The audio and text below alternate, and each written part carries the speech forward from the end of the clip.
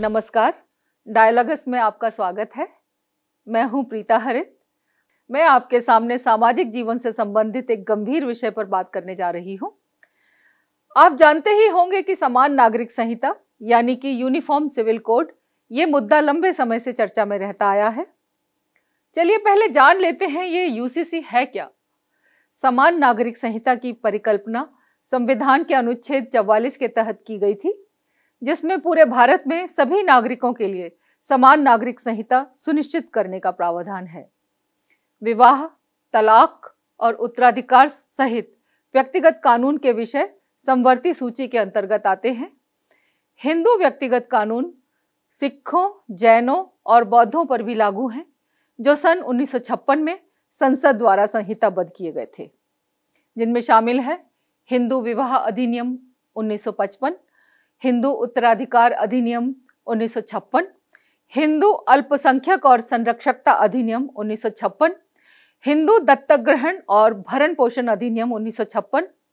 हालांकि मुस्लिमों के व्यक्तिगत मामले 1937 के बाद शरीयत कानून द्वारा शासित होते हैं और राज्य इसमें हस्तक्षेप करने से बचता है। इन मामलों में धार्मिक अधिकारी कुरान और हदीस के आधार पर निर्णय लेते हैं। जैसा कि हमने कहा, भारत में समान नागरिक संहिता कुछ इस प्रकार लागू है। विशेष विवाह अधिनियम 1954 के तहत किसी भी नागरिक को, चाहे वह किसी भी धर्म का हो, धार्मिक रीति रिवाजों के बाहर विवाह करने की अनुमति है।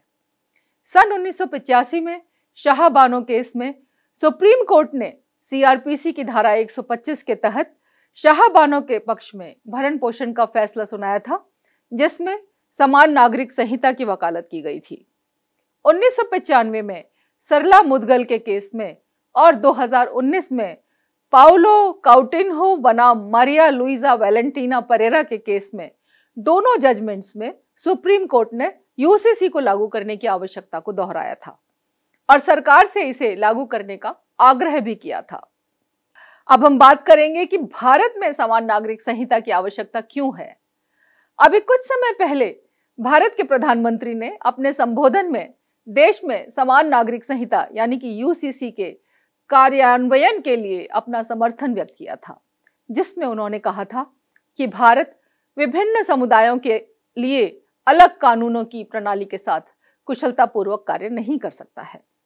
लोकसभा चुनाव 2024 के घोषणा पत्र में भी भारतीय जनता पार्टी ने समान नागरिक संहिता को स्थान दिया था।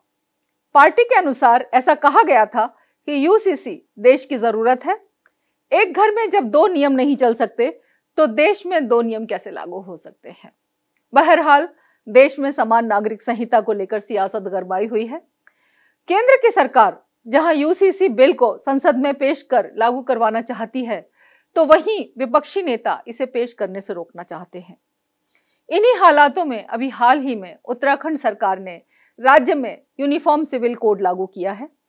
उत्तराखंड विधानसभा द्वारा उत्तराखंड समान नागरिक संहिता यूसीसी विधेयक 2024 पारित किए जाने के लगभग 1 वर्ष बाद अभी हाल ही में उत्तराखंड राज्य यूसीसी लागू करने वाला देश का पहला राज्य बन गया है। उत्तराखंड राज्य में यूसीसी के मुख्य प्रावधान हैं, सभी के लिए समान नियम लागू होंगे। यूसीसी लागू होने के बाद शादी, तलाक, उत्तराधिकार और विरासत के नियम सभी धर्मों और समुदायों के लिए समान होंगे। इससे हलाला जैसी कुप्रथाओं का अंत होगा और महिलाओं को समान अधिकार सुनिश्चित किए जाएंगे। विवाह और लिव इन रिलेशनशिप्स का पंजीकरण अनिवार्य होगा।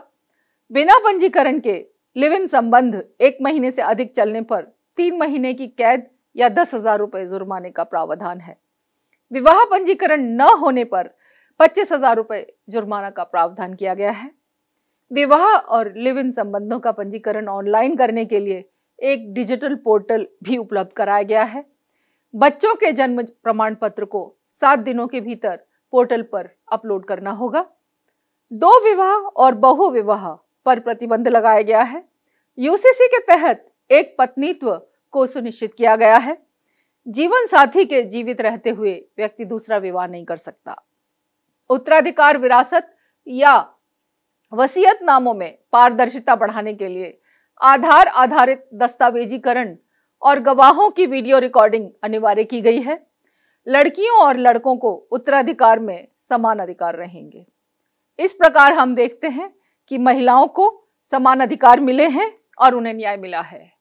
उत्तराखंड सरकार के इस निर्णय को महिलाओं को समान अधिकार दिए जाने की दिशा में महत्वपूर्ण कदम माना जाना चाहिए। हलाला जैसी प्रथाओं को समाप्त करने और लड़कियों को समान विरासत और अधिकार देने के प्रावधानों को महिला सशक्तिकरण और समानता की दिशा में ऐतिहासिक कदम माना जा रहा है। यूसीसी लागू करने के लिए अधिकारियों को प्रशिक्षित किया गया है और अधिनियम के लागू करने के लिए नियमों को मंजूरी दी गई है। उम्मीद है कि सरकार का यह कदम राज्य को समता और न्याय की ओर अग्रसर करेगा। आइए जरा जान लेते हैं कि डॉक्टर अंबेडकर ने यूसीसी पर क्या कहा था। डॉक्टर अंबेडकर समान नागरिक संहिता के पक्ष में थे। उन्होंने संविधान सभा में यूसीसी को लागू करने के लिए बहस की थी। उनका समान नागरिक संहिता के लिए समर्थन था। हालांकि डॉक्टर अंबेडकर ने बहस में समान नागरिक संहिता के गुण या दोष पर विस्तार से चर्चा नहीं की थी, पर उन्होंने कहा था कि राज्य को व्यक्तिगत कानूनों में असमानताओं और भेदभाव को दूर करने के लिए कानून बनाने का अधिकार होना चाहिए। गौरतलब है कि नागरिकों के लिए समान नागरिक संहिता सुनिश्चित करने की बात कही गई थी। डॉक्टर अंबेडकर ने धार्मिक व्यक्तिगत कानूनों को एक तरह से चुनौती ही दी थी। उन्होंने इस दृष्टिकोण की आलोचना की थी कि जो ऐसा मानता है कि मुस्लिम व्यक्तिगत कानून बदले नहीं जा सकते, बल्कि उन्होंने तो यहां तक कहा था कि स्वतंत्रता पूर्व के मुस्लिम बहुल उत्तर पश्चिम सीमा प्रांत जैसे क्षेत्रों में उत्तराधिकार जैसे मुद्दों के लिए हिंदू कानून का ही पालन किया जाता था। डॉक्टर अंबेडकर ने तर्क दिया था कि धर्म द्वारा व्यक्तिगत कानूनों को नियंत्रित नहीं किया जाना चाहिए और राज्य को व्यक्तिगत कानूनों में असमानताओं और भेदभाव को दूर करने के लिए कानून बनाने और सामाजिक प्रणालियों में सुधार करने का अधिकार है। संविधान सभा में इस मुद्दे पर बहस के बाद जब यह अनुच्छेद 35 के रूप में पारित हुआ था, तो यह प्रावधान किया गया था कि यह निर्देशात्मक सिद्धांत के रूप में लागू होगा और राज्य के अधिकार क्षेत्र में रहेगा और राज्य ही भारत के नागरिकों के लिए समान नागरिक संहिता सुनिश्चित करने का प्रयास करेगा। और इस तरह यह राज्य का नीति निर्देशक सिद्धांत यानी कि directive principles of state policy बन गया, जो व्यक्तिगत कानूनों पर भविष्य की नीतियों का मार्गदर्शन करता है और धार्मिक समुदायों में नागरिक मामलों में एक रूपता की वकालत करता है। इस तरह हम देखते हैं कि डॉक्टर अंबेडकर ने संविधान का मसौदा तैयार करते समय समान नागरिक संहिता को जरूरी तो बताया था, लेकिन यह भी कहा था कि इसे तब तक स्वैच्छिक रहना चाहिए जब तक कि राष्ट्र इसे स्वीकार करने के लिए सामाजिक रूप से तैयार न हो जाए। शायद यही कारण था कि समान नागरिक संहिता को राज्य के नीति निर्देशक सिद्धांतों के तहत रखा गया। आज पूरे देश में यूनिफॉर्म सिविल कोड लागू करने की बात कही जा रही है, मगर उससे पहले हमें इसके फायदे और नुकसान समझ लेना जरूरी हो जाता है। यूसीसी विविधता में एकता का संदेश देता है। यह व्यक्तिगत धार्मिक कानूनों के आधार पर भेदभाव और विरोधाभासों को दूर करके सभी नागरिकों के लिए एक समान पहचान स्थापित कर राष्ट्रीय एकता एवं धर्मनिरपेक्षता को भी बढ़ावा देता है और विविध समुदायों के बीच एकता और सद्भाव कायम करने के लिए आगे आता है। ऐसा इसलिए क्योंकि बिना किसी कानूनी बाधा या सामाजिक दुष्प्रभाव के यह अंतर धार्मिक विवाह और संबंधों को सक्षम बनाता है। यूसीसी महिलाओं को सशक्त बनाएगा। यह विविध व्यक्तिगत कानूनों जैसे बहुविवाह, असमान विरासत आदि में महिलाओं के प्रति भेदभाव को खत्म करके लैंगिक न्याय और समानता सुनिश्चित करेगा।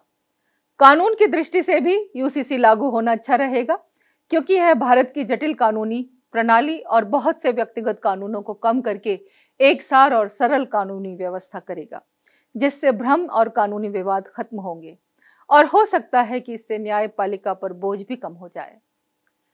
कुछ लोग विरोध की बात भी करते हैं, क्योंकि यूसीसी अल्पसंख्यकों के अधिकारों को खतरा है, ऐसा वे कहते हैं।